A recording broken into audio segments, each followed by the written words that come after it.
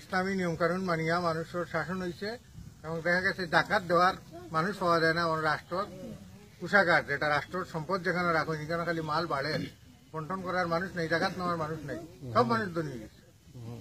এখন সমাজে যদি ইনসাফ থাকে তাহলে তো কোনো মানুষের কষ্ট করার কথা নাই।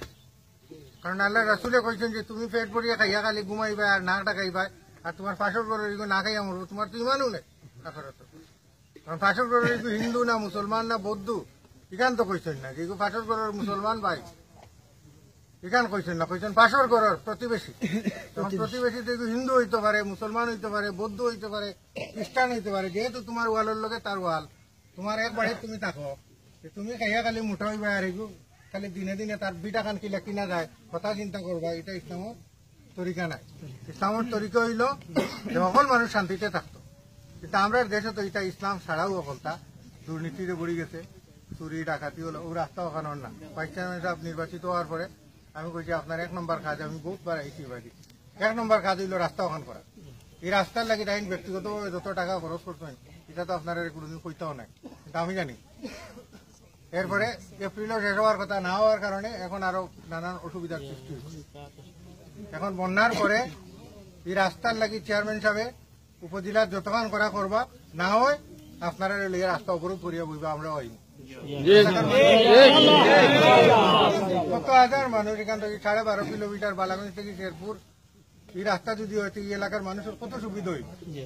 এখানে মাছ চাইতেও যদি ধরে বেচলে গিয়া 2 টাকা বেশি পাইব বালাগঞ্জ, আর ইনো বেচারও জায়গা পাইত, কত একটা সুবিধা। কিন্তু এখানটা কেউ করেন না, কতদিন যাবত হয়েছে, কত মানুষ আইরা যাইরা, কিন্তু এখানে কোনো খবরও নেই, পড়ে থাকছে। এর লাগে আসলে হক শাসন দরকার। ইসলামের তরিকা অনুযায়ী কিছু মানুষ যদি নেতৃত্ব যায়, আপনারও সুবিধা, দেশেরও সুবিধা। আমরা ওটা কাম করি খেলাফত মজলিস, আপনারা আপনার খেলাফত মজলিসে যোগ দেওয়ার লাগে দাওয়াত দিয়ে, এটা কোনো রাজনীতি নাই। এটা যত করবা তত সব। ও আমরা যে আইছি আপনারা খুশি করার লাগে আমরা আইছি না, আপনারা তো বরং বেজার, আমরা টাইম লাইতাম পাচ্ছি। আল্লাহ তো আমরা অন্তরের খবর জানোই, নন তো কানেকশন নাই।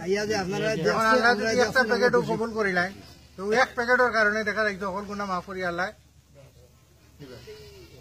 এক বেটা আস্থা জীবন করছে মানে ওটা ইসলামের বিরুদ্ধে কামও করছে, মানে নানান দল করছে করিয়া এখন মরবার সময় গিয়া মরছে মদিনা, খবর হয়েছে জান্নাতুল বালা। এখন আল্লাহ উমরা করি অন্য গেছে, এখন আল্লাহ তো অন্য কবুল করেছেন, কিন্তু কোনো হিসাবও পড়ে না। কিন্তু মরবার সময় করেছে মদিনাত, আর তার জানাজা হয়েছে একবারে রাসূলের রোজার খান্দাত, আর খবরও হইল জান্নাতুল বালা।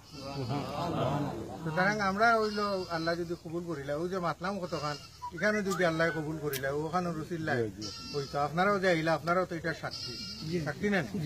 সব খেলাফত মজলিস মানে আপনারা শরীক হইবা, এটা কোনো রাজনীতি নাই, মায়ের দরবার নাই, কিন্তু কোনো গুতাগুতি নাই। এটা হইল কিছু নামাজ কালাম পড়তা আর আল্লাহ আল্লাহ করতা, আর খেলাফত মজলিসে মাঝে মাঝে কইব যে নৌকা আল্লাহ রসুল দেখাইলে যে মিছিল এটা দিতাম, মিছিল এটা দিতাম, দিলেও সোয়াব, মাতলেও সোয়াব, আটলেও সোয়াব, খাইলেও সোয়াব, ঘুমাইলেও সোয়াব। এটাও হাসরের ময়দানে যেদিন হযরত আয়েশা সিদ্দিকা রাদিয়াল্লাহু তাআলা আনহা বলেন যে রাসূল করিম সাল্লাল্লাহু আলাইহি ওয়াসাল্লাম বলছেন যে হাসরের ময়দানে সব মানুষ উলঙ্গ অবস্থায় উঠেন। তখন হযরত আয়েশা জিজ্ঞাসা করলেন, ইয়া রাসূলুল্লাহ, মানুষের কোনো লজ্জা শরম থাকবে না? রাসূল বললেন যে সূর্য মাথার উপরে থাকবে, মগজ একবারে পানি জেলা বুদবুদ করে ওলা করবে, এবং প্রত্যেকটা মানুষ তার নিজের নিয়ে এত বেশি ব্যস্ত থাকবো, পেরেশান থাকবো, কেউ কেউ দিকে তাকাইবার কোন সময় পাইব। এই সময় 7 শ্রেণীর মানুষের আল্লাহর আরশের নিচে, আল্লাহর কুদরতের ছায়ার নিচে 7 শ্রেণীর মানুষের আল্লাহ তাআলা আশ্রয় দিবা। এর মাঝে এক শ্রেণী হইল যারা ন্যায়পরায়ণ শাসক, আরেক শ্রেণী হইল যৌবনে যারা আল্লাহর পথে, আল্লাহর দিন রে প্রতিষ্ঠা করার লাগে, ইসলাম রে কায়েম করার লাগে সময় ব্যয় করে। আমরা চাই যে আমরা অন্ততপক্ষে আল্লাহর পথে সময় ব্যয় করছি, ও দাবি নিয়ে আল্লাহর কুদরতের ছায়ার মাঝে ও কঠিন দিন যাতে আল্লাহ আমাদেরকে আশ্রয় দেয়। আল্লাহ তাআলা আমাদের সবাইকে কবুল করুন।